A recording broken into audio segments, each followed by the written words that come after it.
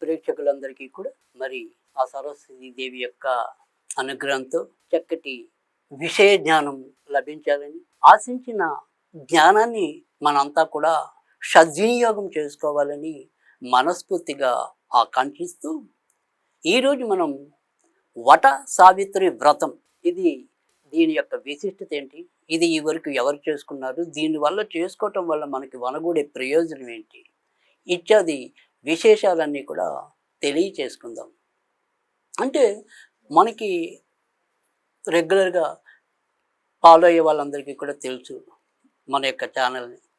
మనం ఏదైనప్పటికీ కూడా ఇలా ఏకాదశులు కానీ వివిధ వ్రతాలు నోములు ఇలాంటి విశిష్టతలన్నీ కూడా ఎంతో కొంత మన యొక్క ప్రేక్షకులకి తెలియజేస్తూ వాళ్ళు ఆసక్తిని పెంచడం, విషయ పరిజ్ఞానాన్ని కూడా పెంచే సదుద్దేశంతో తెలియజేయటం అనేది జరుగుతుంది. సరే, ఇందులో ఏదైనప్పటికీ కూడా కొన్ని నచ్చిన విషయాలు ఒక్కోసారి ఉండొచ్చు, నచ్చని విషయాలు కొన్ని ఉండొచ్చు. ఏదైనప్పటికీ కూడా ప్రతి ఒక్కరికి నచ్చాలని కూడా ఉండదు. ఎందుకంటే మానవుడు రకరకాలుగా వారి యొక్క ఇష్టాలు అనేవి, అభిరుచులు అనేవి వారి వ్యక్తిగత జాతకం బట్టి కొంత ప్రభావం ఉంటుంది, వారు పెరిగిన పరిసరాల ప్రభావం కొంత ఉంటుంది, వారికి లభించే మిత్రులు, ఇతర భాగస్వాములు ఇలా రకరకాల పరిధుల్లో రకరకాలుగా మారిపోతూ ఉండటం అనేది కూడా జరుగుతుంది. కానీ ఈరోజు నేను చెప్పబోయే ఈ వట సావిత్రి వ్రతం అనేది ఏదైతే ఉంటుందో అది ముఖ్యంగా ఆడవాళ్ళ సౌభాగ్యాన్ని ఉద్దేశించి తెలియజేసింది కనుక ఇది ఎక్కువ శాతం అయితే కనుక ఇవాళ నేను చెప్పబోయేది ఏదైనప్పటికీ కూడా అది ముఖ్యంగా పెళ్ళైన అమ్మాయిలకి, సరే పెళ్ళి కాని అమ్మాయిలు చేసుకున్నప్పటికీ కూడా వాళ్ళకి ఏదైనప్పటికీ కూడా దీర్ఘాయుష్మంతుడైన భర్త లభించడానికి కూడా అవకాశం ఎక్కువగా ఉంటుంది. సరే, ఇప్పుడు ఈరోజు మనం చెప్పబోయేది ఏదైతే ఉంటుందో ఈ 26వ తారీఖు మే సోమవారం. అందులో సోమవారం అమావాస్య వచ్చినప్పుడు దాన్ని సోమావతి అమావాస్య అని కూడా మనం పేర్కొంటూ ఉంటాం. ఎందుకంటే అమావాస్య సోమవారం వచ్చినప్పుడు మరింత విశిష్టత అనేది ఉంటుంది. ఇక జ్యేష్ఠ మాసంలో వచ్చే అమావాస్య ఏదైతే ఉంటుందో ఆ రోజుని ఈ వట సావిత్రి వ్రతాన్ని ఆచరించడం అనేది కూడా జరుగుతూ ఉంటుంది. ఈ వట సావిత్రి వ్రతం అనేది ముఖ్యంగా మొట్టమొదటైతే కనుక శ్రీకృష్ణుడు సరస్వతీదేవికి ఉపదేశించాడని, అదే బ్రహ్మదేవుడు సరస్వతిని కోరుకున్నప్పుడు అప్పుడు ఆ రకంగా బ్రహ్మదేవుడు సరస్వతి కోసం మరి తపస్సు చేస్తే సరస్వతి ఆయనకి భార్యగా అయిందని చెప్పి శ్రీకృష్ణుడు, అందుకని సావిత్రి వ్రతంగా ఇదొక కథ మనకి ప్రచారంలో ఉంటుంది. అయితే చాలామందికి తెలిసిన తేలిక అందరూ విన్నది అంటే ఈ వ్రతానికి సంబంధించిన కథని వాళ్ళకి తెలియకపోయినప్పటికీ కూడా ఇటు సినిమాల ద్వారానైతేనేమి, ఇతర మనకి కొన్ని హాస్య సన్నివేశాల ద్వారా అయితేనేమి ఈ యొక్క సతీ సావిత్రి కథ చాలామందికి తెలిసిందే. ముఖ్యంగా మరి తన భర్తను రక్షించుకోవటం కోసం యముడితో రకరకాల సంభాషణలు జరిపి ఆయన్ని మరి కొద్దిగా తిరకాసులో పెట్టి మొత్తానికి తన కోరికలన్నీ తీర్చుకున్న పరమ సాధ్వీమని సావిత్రి అని అందరికీ తెలిసిందే. నిజానికి ఈ సావిత్రి అప్పట్లో మొట్టమొదట ఏదైనప్పటికీ కూడా అష్టపతి యొక్క దంపతులకు అనేక రకాలుగా వాళ్ళు ఎన్నో తపస్సులు అంటే సరస్వతి కోసమే చేశారు, సంతానం కావాలని చెప్పి.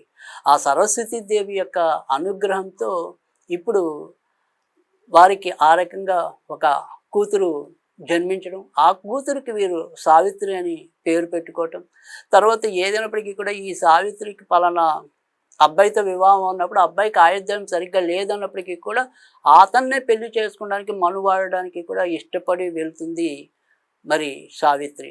అంతేకాకుండా అంతకుముందే యొక్క ఆ సత్యవంతుడి యొక్క తల్లిదండ్రులు రాజ్యాన్ని పోగొట్టుకోవటం, మరి గుడ్డివాళ్ళు అవ్వటం, తర్వాత మరి ఈ అడవుల్లో చెట్టు కొమ్మలను తీసుకొస్తుండగా చెట్టు కొమ్మ పడి దాని మించి పడి ఈయన మరణించడం, అలా రకరకాలుగా మనకి ఇవన్నీ కథలన్నీ వృత్తాంతాలన్నీ తెలిసినవే. అయితే ఏదైనప్పటికీ కూడా అంటే ఇక్కడ సత్యవంతుడు ఎలా మరణించాడు అనే దాంట్లో కూడా భిన్న కథలు చలామణిలో ఉన్నప్పటికీ కూడా మనకి అంతఃసూత్రం ఒకటే. సత్యవతుడు అనే అల్పాయుష్కుణ్ణి సావిత్రి తన యొక్క తపోదీక్షతో, తన యొక్క ఆత్మవిశ్వాసంతో, తన యొక్క సంభాషణ చాతుర్యంతో ఆ యొక్క కష్టాల నుంచి బయటికి రావటం అనేది జరిగింది. ఇక్కడ మనం ఏదైనప్పటికీ కూడా ఈ సావిత్రి అనే పాత్ర ద్వారా మనందరం తెలుసుకోవాల్సింది ఏంటంటే, మన జీవితంలో ఏదైనప్పటికీ కూడా ఎలాంటి కష్టాలైనా సరే ఆడవాళ్ళు మరీ సున్నితంగా కాకుండా కొంత పట్టుదలతో వారికి వచ్చే ఇబ్బందులన్నింటి నుంచి కూడా తప్పించుకుని ముందుకు రావటం అనేది, కొద్దిగా ఆత్మవిశ్వాసం వాళ్ళకు వాళ్ళు పెంచుకోవటం అనేది, వాళ్ళని వాళ్ళు పరిరక్షణ చూసుకోవటం అనేది, సరే ఇబ్బంది వచ్చినప్పుడు చిగురుటాకులా వణికిపోవటం కాదు, చిరుత పులిలా సవారీ చేయటం ఎలాగా అనేది కూడా తెలుసుకోవాలని చెప్పి మనకి ఈ కథ తెలియజేస్తుంది. అంటే మన యొక్క పురాణాలు ఏవైతే పుక్కిటి పురాణాలన్నీ కొంతమంది కొట్టి పారేసినప్పటికీ కూడా ఈ పురాణాల వెనక ఉండే ప్రతి కథ వెనక కూడా మనకి ఎంతో కొంత మానసిక స్థైర్యం నింపే ఉంటాయి, మనకి మనో వికాసాన్ని కలిగించేవి ఉంటాయి, మన యొక్క దృఢ సంకల్పాల వైపుగా మన పరుగులు తీసే అశ్వాల్లాగా ఉంటాయి. కనుక ఇక్కడ మనం వాటన్నిటినీ కూడా అంతఃసూత్రాన్ని కనుక గమనించినట్టయితే మనం జీవితంలో వచ్చే చాలా కష్టాలన్నింటినీ కూడా తప్పించుకోవచ్చు.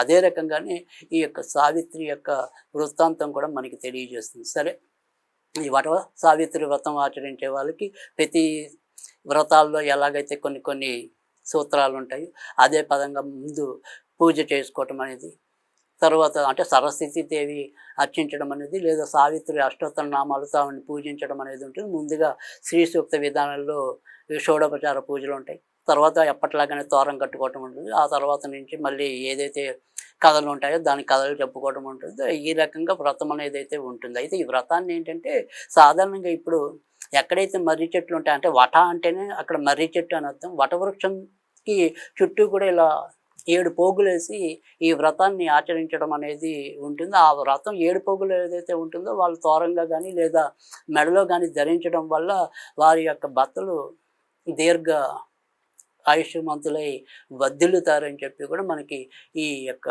సావిత్రి వ్రత పురాణం తెలుపుతోంది.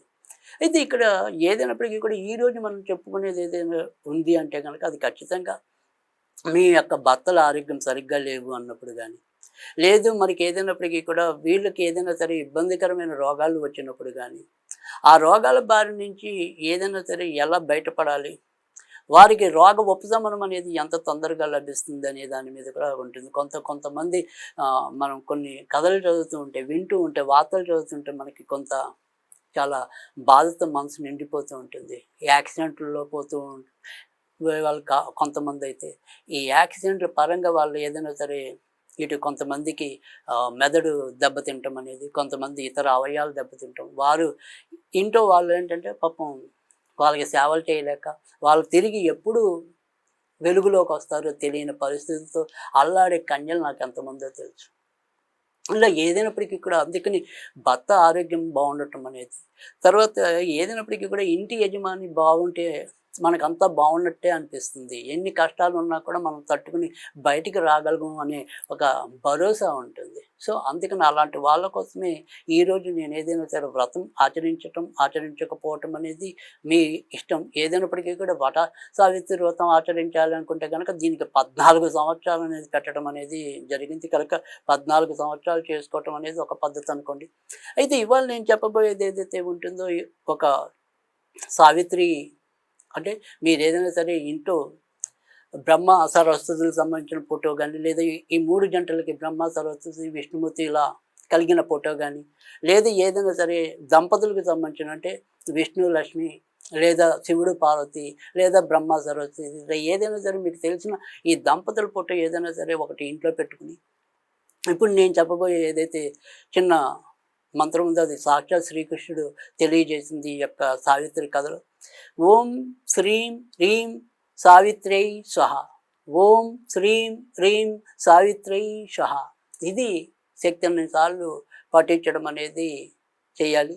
ఆ రకంగా మీరు 108 సార్లు చేసి పెరుగు అన్నము దాంట్లో కొద్దిగా మిరియాలు వేసి ఆ యొక్క చిత్రపటానికి మీరు నివేదన చేసటం, ఇది కంపల్సరీ ఇంట్లో భార్యాభర్తలు స్వీకరించటం అనేది చాలా మంచి ఫలితాలు ఇస్తుందని చెప్పడంలో కూడా ఆశ్చర్యం లేదు.